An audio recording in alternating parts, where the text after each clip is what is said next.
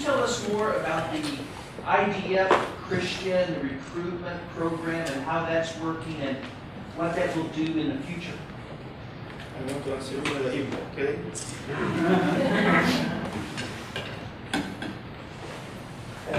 אנחנו רוצים ללכת לצבא במדינה שאנחנו חיים בה, כמו כל נוצרי אחר שחי במדינה שלו ונאמן למדינה שלו.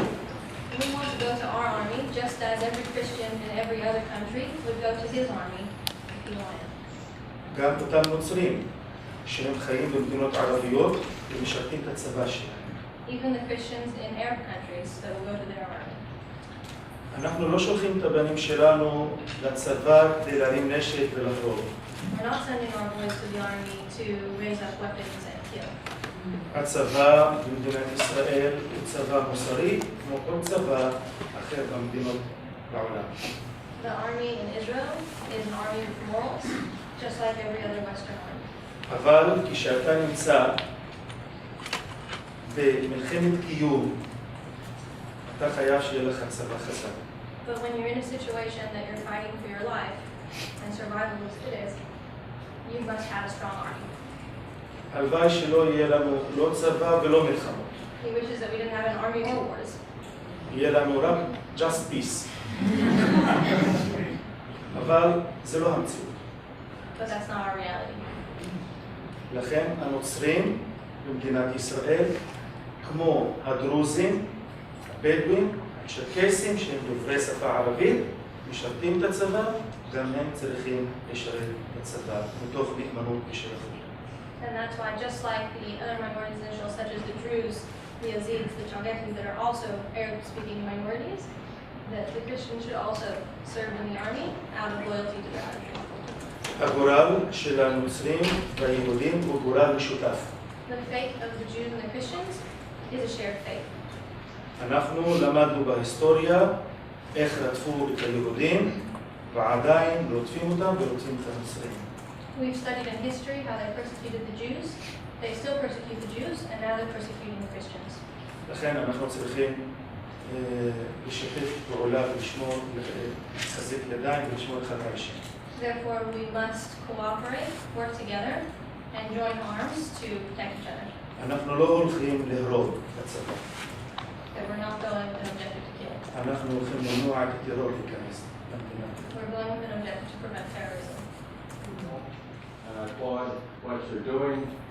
And many of my Jewish friends in Israel said I must meet you, so I had to come out tonight to say hello. I see you mentioned the Druze. We're having an event in the Longworth building on Thursday morning at 10 o'clock in Longworth 1629 with some Druze veterans representatives to bring out what the Druze do for Israel. But I wanted to ask you, how many Christians serve in the IDF at any time? Who speak Hebrew here? Please speak Hebrew. Okay. Good. Good. Okay. לפני שהתחלנו את המהלך שנקרא גיוס המצרים ושילוב בחברה, לפני 2012. Before 2012, before he started the movement for the recruitment and integration of the Christians into the IDF and Israeli society, גייסו כל שנה 30 עד 35 צעירים נוצרים. there were approximately 30 to 35 Christian recruitments to the IDF a year. מספר הנוצרים היום במדינת ישראל זה 160,000. And the number of Christians in Israel today is 165,000 אחרי הקמת הפורום, of population. אחרי הקמת הפורום, שנקרא פורום גיוס העדה הנוצרית ושילוב העדה הנוצרית, בשנה אחת 2013, מספר המתגייסים עלה ל-150 צעירים בשנה אחת. After the first year of the creation of this forum for the integration and the recruitment, the number went up to 150 recruitments that year. So from 30 to 150 within a year. בשנה הזו, 2014, יש 3 מחזורי גיוס. במחזור הראשון של מרץ התגייסו 105 צעירים נוצרים. This year there's going to be 3 recruitment rounds, and the first one in March was 105 צעירים נוצרים. 105 recruits. והמספר And that'll be the first one. and so the number will increase. 90% מהם הולכים ליחידות קרביות. 90% of the Christian recruits go to the combat units. אתם מכירים את סן ג'ורג'? ימית סן ג'ורג'? סן ג'ורג'. הוא נולד בישראל, בלוב. He was born in Lod, a city in Israel. הוא היה חייל מפקד בצבא הרומני. He was a soldier and commander of the Roman army בזמנו של המלך דיוקלסיאנוס. during the time of King. דיוקלסיאנוס. הוא היה מפקד של 100 חיילים. He was a commander of 100 soldiers. כשהחליט המלך דיוקלסיאנוס להרוג ולטבוח בנוצרים, And when the king decided to murder and persecute Christians, החייל שלו, ג'ווארג'יוס סן ג'ורג', קם והגן על הנוצרים ושילם על זה בחייו. his soldier, St. George, stood up and protected the Christians, and it cost him his life. היום רוב הכנסיות בישראל ובפלסטין הם על שמו. Today, most of the churches in Israel and in the Palestinian territories are on his name. הנוצרים שכחו את המסר של סן ג'ורג'. The Christians have forgotten the message of St. George. Nazareth, the percentage of the population that's Christian is decreasing. And I was just wondering, generally, I think Israel has tried to be very accommodationist or even bend over backwards to some of the Arab politicians and the most radical Islamists in the Arab sector that want to destroy Israel. I just wonder what effect that has on Christians like yourself that support the state of Israel and think that, you know, the state should be supported, and sort of whether Israel, the fact that Israel sort of bends over backwards so much towards some of the Israeli Arab politicians that are most radical and against Israel hurts non-Jews in Israel like yourself that are trying to, that think that the state of Israel should continue to exist. I'm not 100% sure that I understood the question correctly.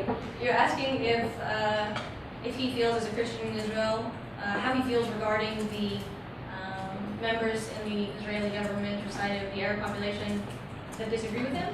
It's sort of whether the government's doing enough to protect Christians that are supportive of Israel instead of sort of bending over backwards to Islamists that want to destroy Israel and trying to accommodate them.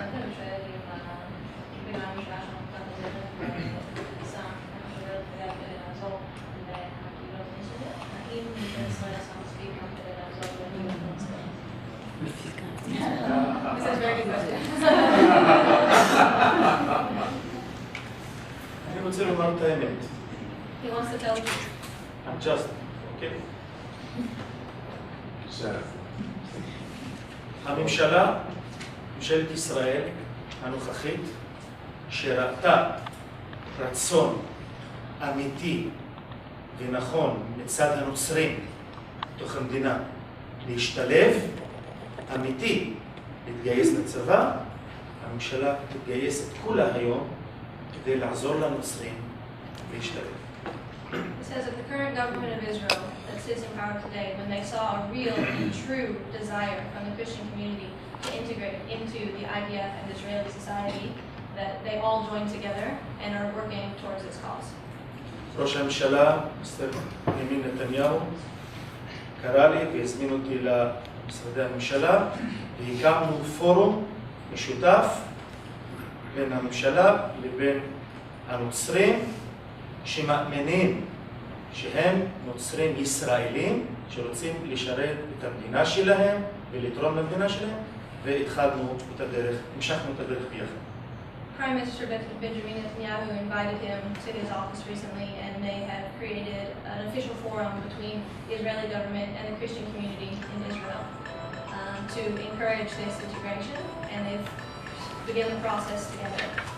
אם אתה שאלת אותי שאלה קצת פוליטית, אם אנחנו קצת מדברים פוליטיקה, לצערי, במהלך שהתחלנו בו, כל המפלגות בישראל, השמאלניות, שקוראים לדו-קיום ולשילוב ולזכויות של הערבים, אף אחד לא שאל על הנוצרים האלה שרוצים להשתלב במדינה.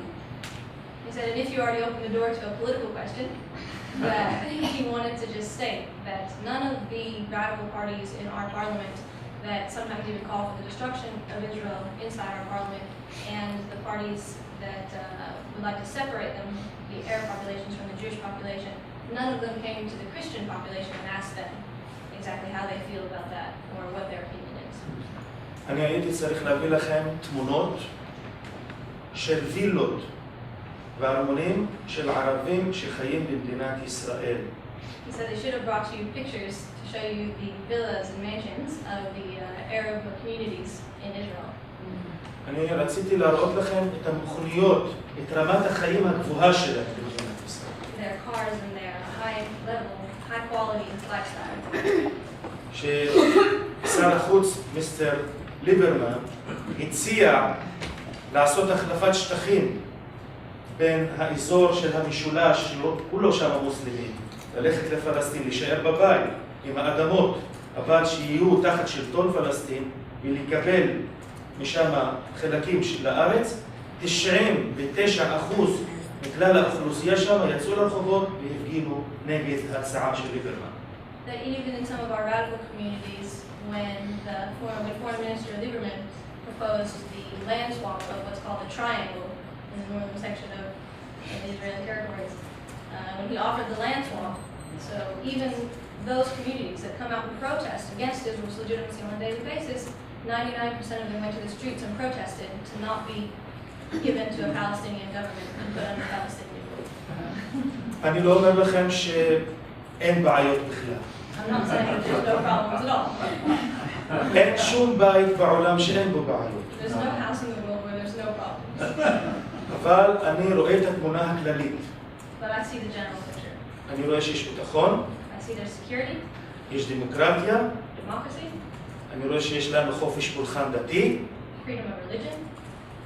אני רואה שבאמת במדינת ישראל המקום הבטוח במזרח התיכון לכל בני המיעוטים.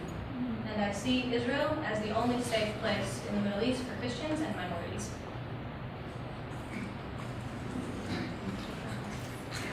Father, thank you for your presentation. From time to time, in terms of a final peace settlement, there is a proposal made to make Jerusalem an international city under UN protection, saying this will help protect the Christian holy places. Could you give us your reaction to that proposal? Been there, no way. Been there, done that. אני כאיש כמורה נוצרי מאמין בתנ"ך ומאמין בברית החדשה.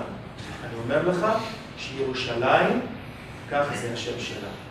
ירושלים היא בירתה הנצחית של ארץ ישראל. As a Christian priest, he's here to say that he knows the New Testament, he knows the Old Testament, and he has a statement to say that Jerusalem, as it's called Jerusalem, is the eternal capital of the Israeli state.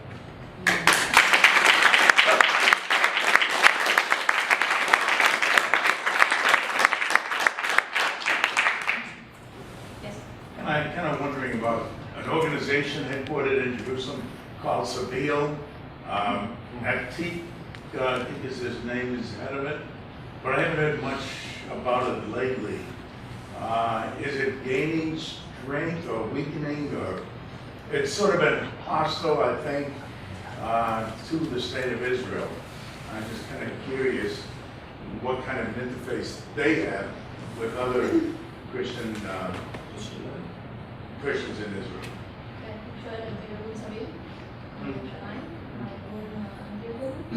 אז השואל אם יש עלייה או ירידה בפעילות שלהם, ואיך זה משפיע עלינו ומה ההשפעה לזה. אני לפי דעתי, כל ארגון שאינו תורם להשתלבות בין כלל אזרחי המדינה, אלא מפריד ביניהם, אלא מעמיק את השנאה ביניהם. בעיניי זה ארגון שעובד במטרות אינן צודקות, במטרות אישיות. He believes that any organization that doesn't promote the coexistence and integration of communities to live together, rather like the segregation and separation, it creates hate education and incitement. That in his opinion, these types of organizations are not working for the just causes and the right reasons. יש כמה ארגונים שהתבססו ומתקיימים היום על חשבון הקונפליקטים. He says that there are organizations that live and breathe the day and are in existence because of the conflict. They breathe off of it. ולא עושים דבר וחצי דבר כדי לפתור את הפתרון. And they don't do even, I don't think we said that in English, half of the thing. they don't do anything to help the situation or actually bring peace or solve the conflict. מה שאנחנו עושים היום זה לקרב לבבות ולאחד את העם כולו בישראל. What we're doing is bringing hearts closer to each other and to really create one people. למה הם לא רוצים את זה? Why do they not want the same thing?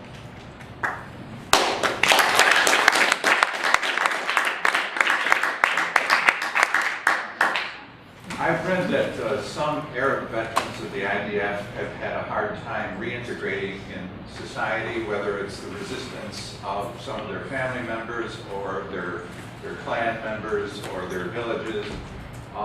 Do you think that Israel is doing enough to help these veterans? And is this problem being addressed? טוב, תמיד לא מספיק. It's never enough. Never. אוקיי? אבל אני חושב שרמת החיים והנתינה במדינת ישראל לעומת האזור שמסביבנו היא יחסית טובה, אפילו מצוינת. Because when you look at the quality of life and generosity in Israel compared to the surrounding states, it's not only enough, but it's great. אבל תמיד מפספסים. But you always miss a few. זה הטבע של That's the nature of humanity. נמשיך לעבוד. We'll keep working. Did you?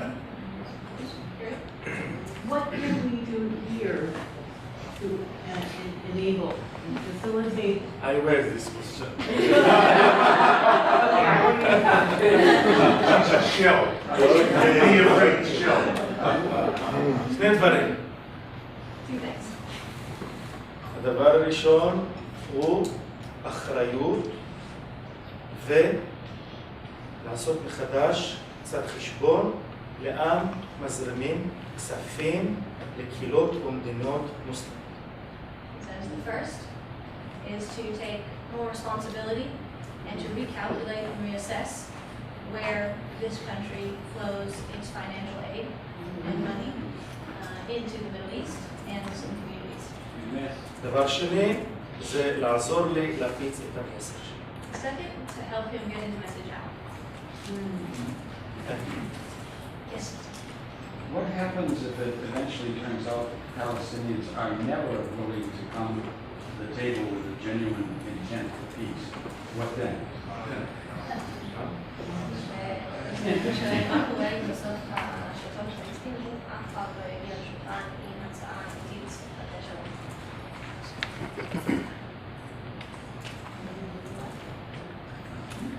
למרות שאני לא פוליטיקאי, אבל אני מנסה להשתדל לענות פה. He's not a politician, but he'll try to answer you. מה התקווה שלי, מה החלום שלי? This is what he's hoping in his dream. כיום יש עם פלסטיני קיים. Today there's an existing Palestinian population. בעבר בהיסטוריה לא היה דבר כזה שנקרא פלסטין. In the past in history there wasn't such a thing called Palestine. אבל כיום, בחוסר ברירה, אנחנו חייבים להכיר בנושא הפלסטיני. But today it's a fact of reality and we must recognize that there is a Palestinian והם צריכים להכיר בישראל. and they need to recognize Israel. הם לטובתם צריכים להגיע להסכמות רבות במדינת ישראל. And for themselves, they need to reach agreements with Israel. היום אני יודע ושומע מהרבה נוצרים בתוך הרשות הפלסטינאית, שמדינת ישראל מספקת להם הומניטרית הרבה דברים. He hears from a lot of Christians in the Palestinian territories today that the Israeli government forces supply them with humanitarian aid. העניין החשוב ביותר הוא איך לשמור על ביטחון ישראל. But the number one and most important thing is how to ensure the security of Israel. עם זה לא מתפשר. And on that, they're not flexible. I guess. So I'm just curious, why do you think so many of your brothers and sisters, Christian brothers and sisters in the West Bank, do you think so differently than you? I read a recent study, 97% who have in the West Bank blame the occupation, 3% blame Islamists. So why do you think there's that disconnect between what you think is bigger?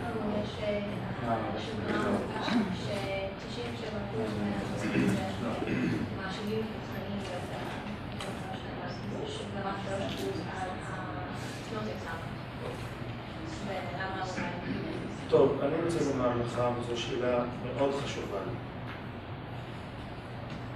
He's actually going to answer you with a question that's very important to him.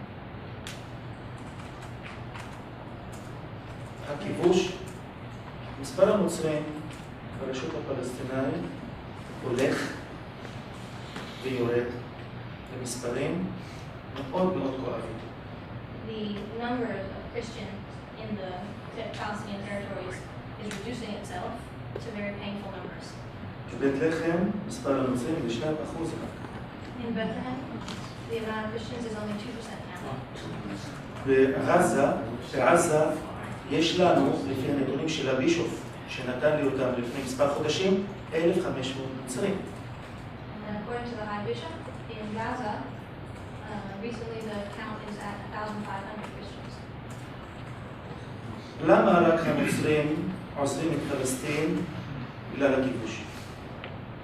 He's asking why we said that the Christians leave Palestine only because of the occupation. הכיבוש הרי הוא על הנוצרים ועל המוסלמים. The occupation is on the Muslims and the Christians, no? אבל למה הנוצרים הם הרי בורחים רק מהכיבוש? But why are only the Christians leaving the occupation? המוסלמים מחזיקים באדמתם ובארצם למרות הכיבוש. The Muslims are taking control of their land and territory despite the occupation. אני אומר לך שהנוצרים בתוך הרשות הפלסטינאית מפחדים לומר את האמת. I'm telling you that the Christians in the Palestinian territories are scared to tell the truth. הם חיים בפחד. They live in fear. רק לפני חודשיים חמאס הוציא להורג 20 איש ברחובות, הרג אותם רק בגלל שהביעו התנגדות למלחמה האחרונה בין ישראל לפלסטין. They're living in a reality where only 2 months ago, Hamas publicly executed 20 people just on the simple fact that they showed small objection to Hamas' treatment towards Israel. אני יכול לתת לך אחר כך בינינו מספרים רבים של נוצרים שהתאסלמו בכוח. And if you would like to, after the session, he can give you many numbers of Christians who have converted to Islam through forcibly converted. אני לא יכול לפרט יותר מדי על המצבים שחיים שם. I could go into too much detail on the Christians living in the Palestinian territories. לשמור על מה שנשאר להם. And let's protect what's left.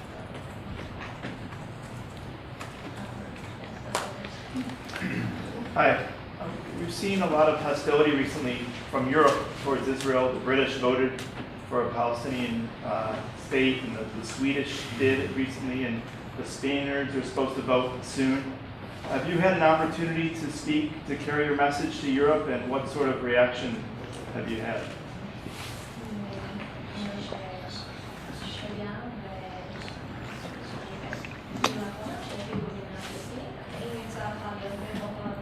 לא, עדיין לא הלכתי לו.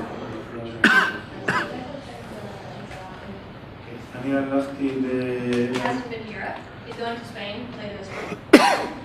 אני הייתי בקליפורניה. California. נאמתי גם בפרלמנט הבריטי בלונדון. And he was in the UK Parliament in London. עסקתי בז'נבה למועצת זכויות האדם. And he went to the Human Rights Council recently in Geneva. ואני מוכן ללכת לכל מקום, לכל פינה בעולם, כדי לומר להם את המסר והאמת שלנו. And he is fully ready and willing to go to any corner on earth to tell his truth.